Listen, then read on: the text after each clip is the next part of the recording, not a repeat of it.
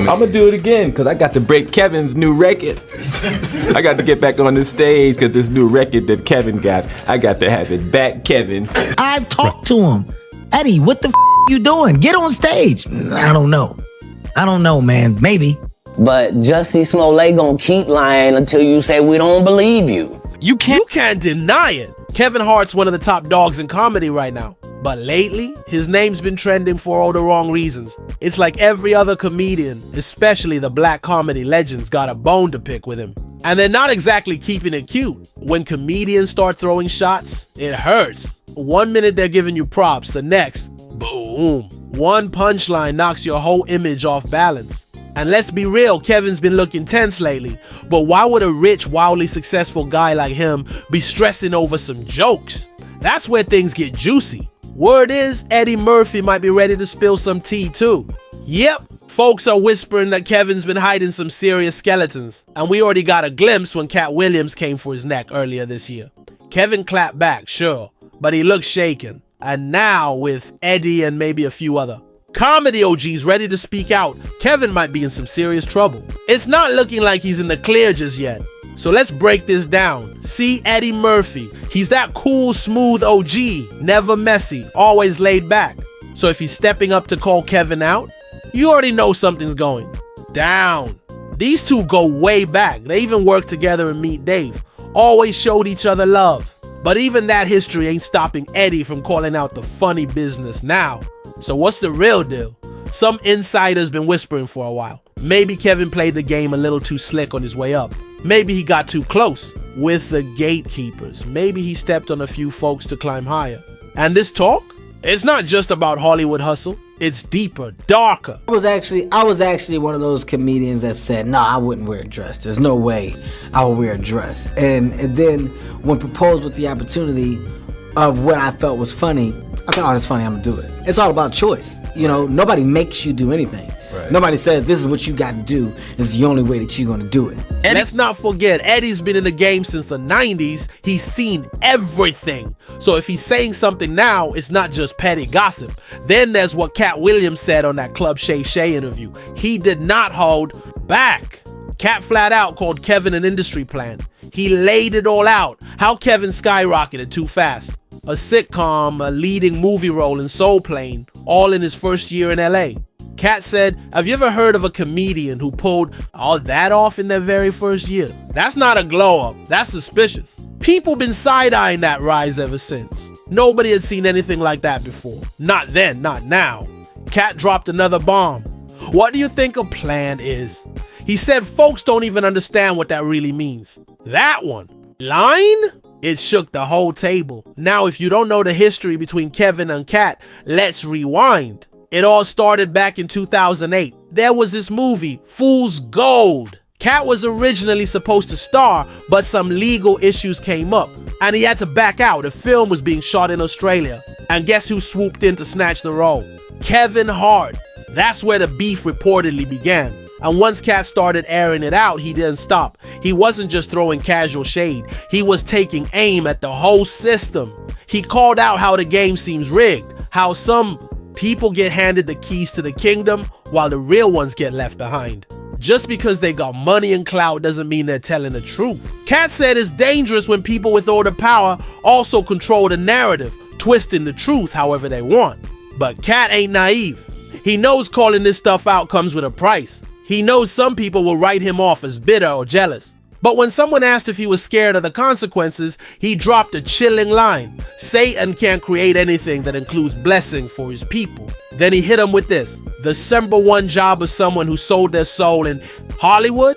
Act like they didn't. This theory that Kevin's an industry plant, it ain't new. It's been floating around Hollywood for years. There's even this creepy rumor that some stars are pressured to wear dresses on camera. Like, it's some kind of weird initiation ritual for next level fame. And it's not just Cat saying it. Dave Chappelle's spoken on it too.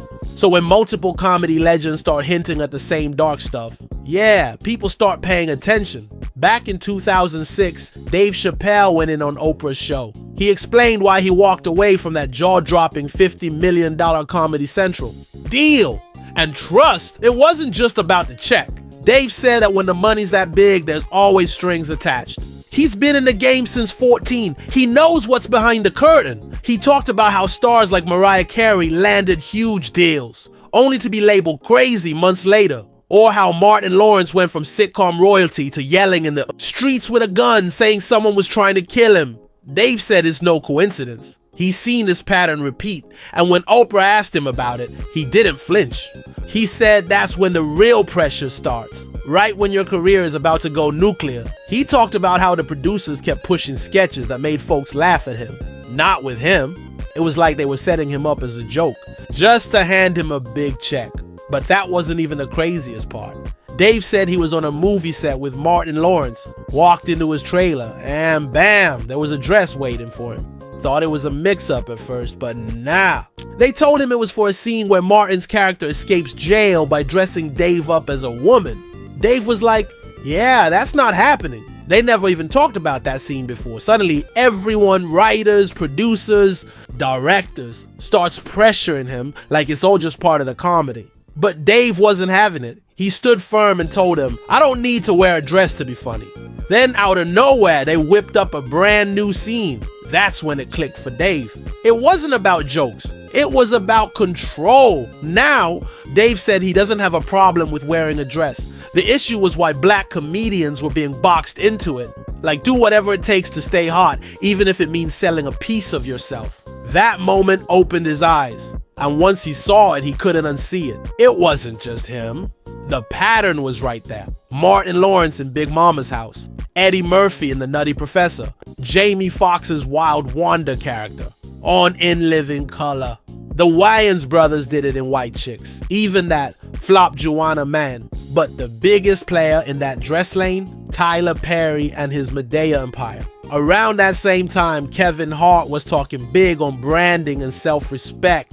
He made speeches about drawing lines, not selling out for laughs, and staying true to your image. When asked if he'd ever wear a dress for a skit, Kevin shut it down fast. That wasn't his lane. He even bragged about turning down a goofy talk. Show bit with a basketball saying it'd make him look dumb. But then boom! Not long after, Kevin was on Saturday Night Live in a dress, playing a 9-year-old Oscar-nominated girl. And yeah, the internet went off. Fans felt played. Like, wasn't he just telling everyone else not to do this exact thing? People started calling him out heavy. One minute he's standing on morals, next thing he's flipping the script. Kevin had once said, no way I'm putting on a dress. But suddenly now it's funny? Now it's fine? When the backlash hit, Kevin tried to cool things down. He said, no one forced Martin into Big Mama's house. Or Tyler Perry chose to be Medea. Or Jamie Foxx picked Wanda. Then came the classic.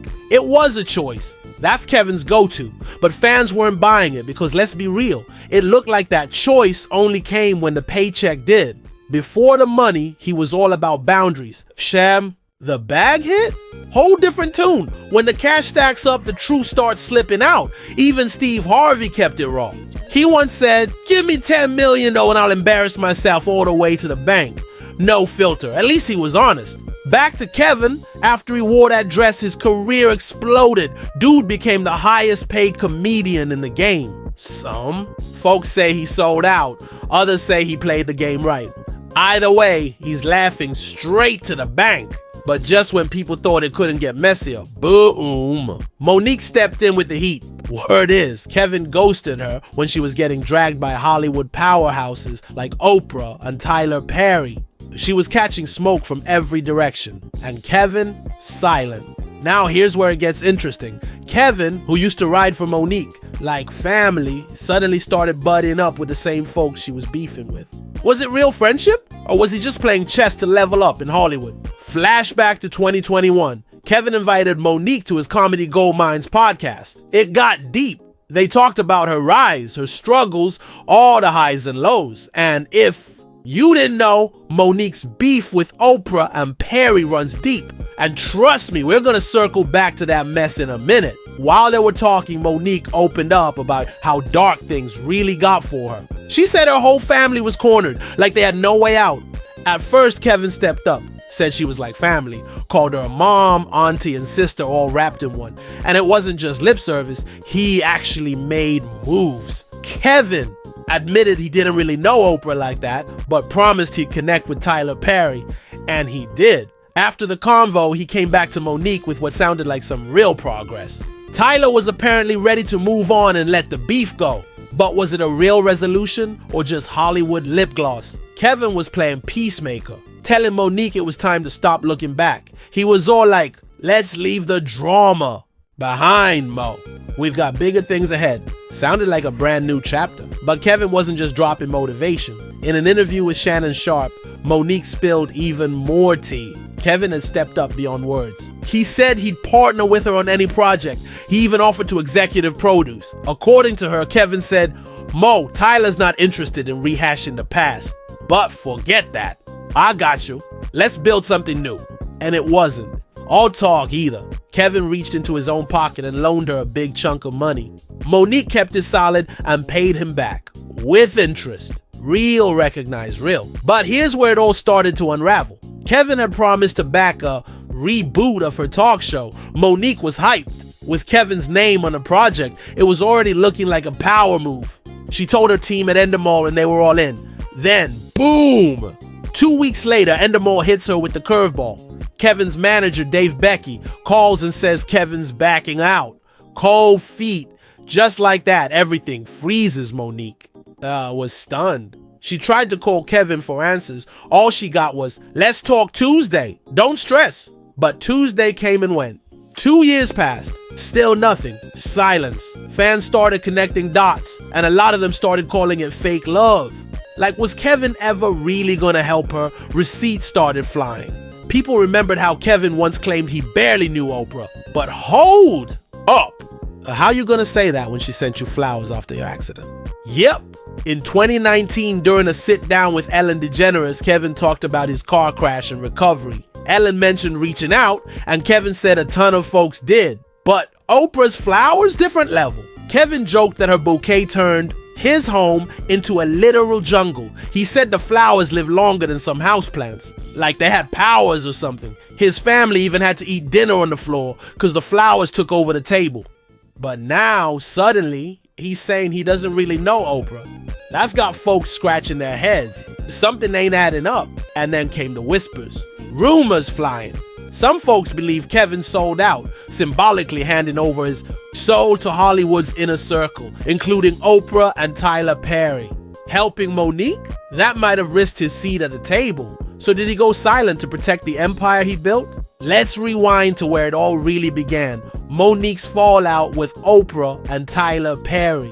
This goes back to 2009 when she starred in Precious, directed by Lee Daniels and produced by Oprah and Perry. The beef exploded when they allegedly expected Monique to promote the film for free. She was paid just $50,000 for the entire project, and that was it. So when they asked her to hit the press tour, she stood her ground. That wasn't in her contract. They tried sweetening the deal, fancy hotels, upgrades, the works. But Monique wasn't budging. She told them straight up, I'm filming a talk show. I'm on tour. I've got a husband and kids. I finally have a break. I did my job. She said they came to a mutual understanding, agreed to disagree. But not long after, the whispers started. Suddenly, Hollywood had slapped her with the label. Difficult, uncooperative, hard to manage. Then came the third call. This time they asked, what's it gonna take to get Monique to France? Her husband clapped back with a simple question. Is there a budget for that? And just like that, they got icy. We don't pay. Talent to promote, they said. Monique wasn't having it. She reminded everyone she only pulled $50K out from Precious, and it was never about a paycheck. She did that film as a favor. I kept it real, she said. Just like regular folks say, I can't work for free. When the studio refused to fund her Cannes trip, she calmly declined. No tantrums, no chaos, just boundaries. But suddenly, the headlines flipped on her, branding her as demanding, difficult, and ungrateful, all because she said no to something they already knew she wouldn't do. While Monique was fighting the machine, Kevin Hart was caught up in his own storm. The gossip blogs went crazy with rumors that he had cheated on his ex-wife, Torrei Hart, with his now wife Eniku. This all erupted in 2011 when Torrei officially filed for divorce. And it wasn't just a one-time thing. Word on the street was Kevin had a whole rotation of women, and yep, Eniku was allegedly one of them. Before she became the Mrs. Torrei, later shared how she thought they were building a legacy together. But it all came crumbling down. The real sting? It wasn't just a betrayal. It was watching Kevin blow up on every screen, billboard, and red carpet while she picked up the emotional pieces. And let's be real, Torrei wasn't just a wife. She was grinding behind the scenes, writing for his stand-up, helping with movie scripts. But Kevin never once gave her props. And what made it worse? The man turned his own cheating scandal into comedy material, joking on stage about the same pain that helped make him who he is. Fans were furious. Imagine being the backbone of someone's career, only to become the punchline of their next Netflix special. But it gets even spicier. Now Torrei's out here touring with Cat Williams. Yeah, that Cat Williams, the one who's been throwing jabs at Kevin for years. Torrei linked up with him on his Dark Matter tour and posted a pic with him on Instagram, calling him a real one. She even included a snippet from Cat's viral club Shay Shay interview, the same one where he straight up cooked Kevin and others. When Kevin was asked about all this in a recent sit down, he tried to play it cool. Gave the standard, "I'm not bothered" response, but you could see it. His face said it all.